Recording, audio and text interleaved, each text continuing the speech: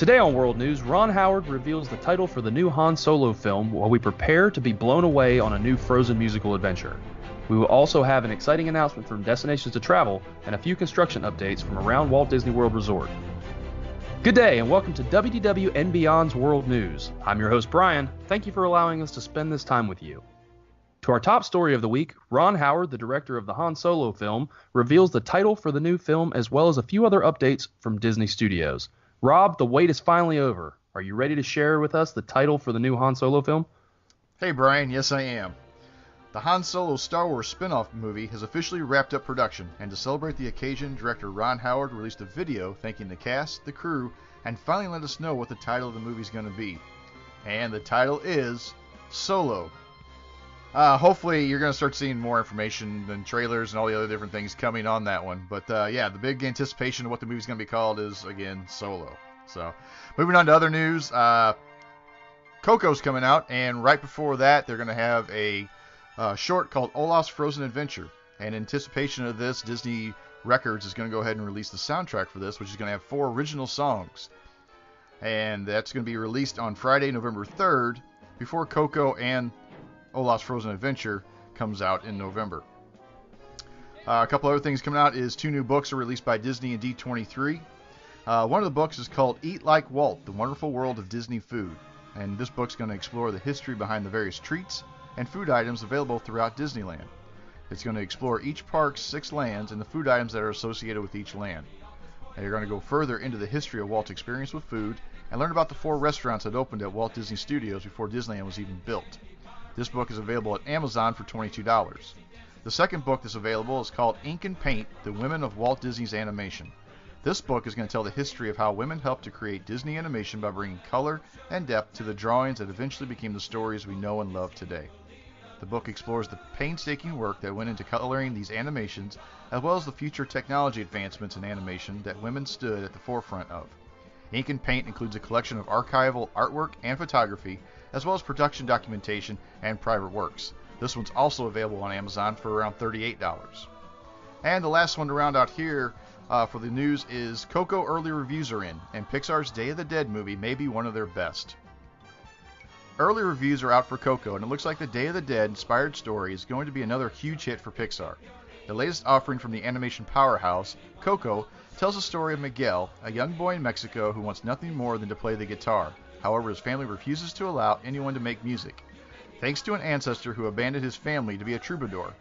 In his attempts to be a musician, Miguel ends up transported into the land of the dead, where he must go on a quest to find his way home.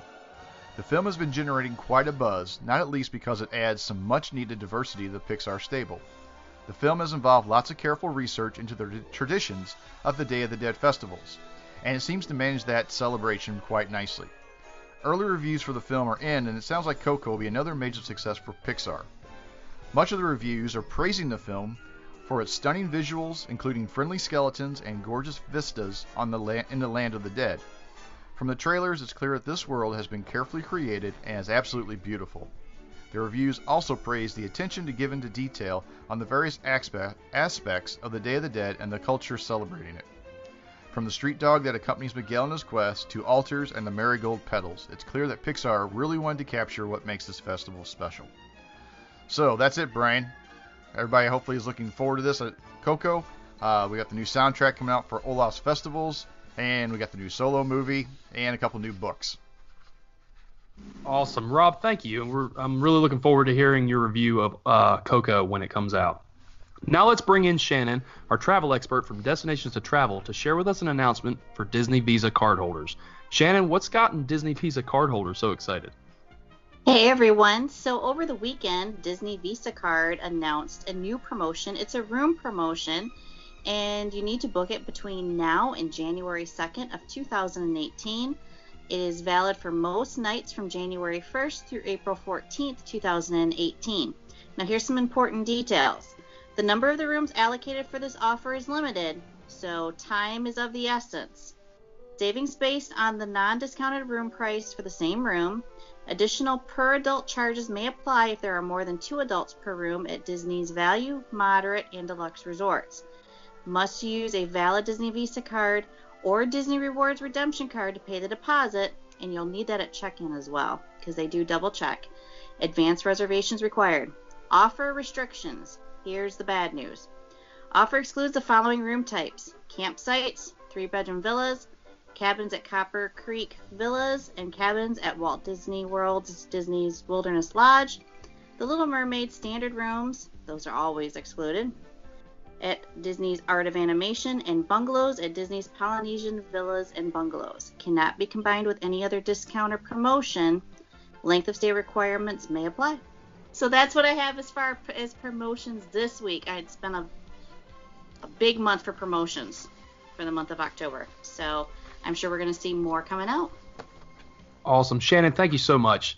Now, Mike has got a few construction updates from around Walt Disney World Resort. Mike, what park shall we start at first? Well, we're actually going to start at Disney Springs. Walt Disney World Resort has unveiled the first look at the new NBA experience coming to Disney Springs in 2019. Inspired by the modern architecture of the new NBA arenas around the country, the building designs create an unmistakable and entertaining connection to the NBA in a way that only Disney can. The state-of-the-art space will include interactive games and competitions, immersive experiences, a retail store, and an adjacent restaurant. NBA President Global Partnerships Sal LaRocca recently commented on the project, sharing, quote, "This one-of-a-kind experience is sure to be enjoyed by basketball and Disney fans of all ages who visit Disney Springs from around the world," unquote. And if you look online, you'll be able to see some pictures that demolition has already begun on the building which formerly housed Disney Quest. The NBA experience at Walt Disney World Resort at Disney Springs has an opening date of summer 2019. Also, here's some news for those of you planning on visiting the beginning of 2018. Kali River Rapids at Disney's Animal Kingdom will close for its annual refurbishment in early 2018. The refurbishment will take place January 2nd through February 9th, 2018, reopening on February 10th. And lastly, with the holiday season beginning November 9th at Disney's Hollywood Studios, work has been completed on the new planter in Echo Lake.